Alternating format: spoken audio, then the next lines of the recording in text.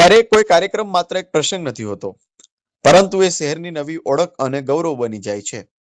માંગરોળના આંગણે યોજાયેલા ખવાતીને માંગરોળ એક્ઝિબિશન એવો જ એક ઐતિહાસિક અને યાદગાર અવસર રહ્યો.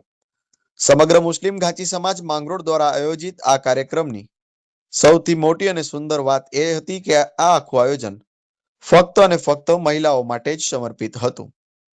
આ પ્રદર્શનમાં અંદાજે 72 જેટલા સ્ટોલ્સ રાખવામાં આવ્યા હતા. અહીં માત્ર વસ્તુઓનું વેચાણ નહોતું, પરંતુ બહેનોએ પોતાની કળા, પોતાની રાત દિવસની મહેનત અને પોતાના સપનાઓને એક ભવ્ય મંચ આપ્યો હતો. જો કોઈએ દરેક સ્ટોલને નજીકથી નિહાળ્યો હોય તો સ્પષ્ટ સમજાય કે અહીં દરેક સ્ટોલ પાછળ એક સંઘર્ષની વાર્તા હતી, એક અદમ્ય હિંમત હતી અને કંઈક કરી બતાવવાનો આત્મવિશ્વાસ હતો.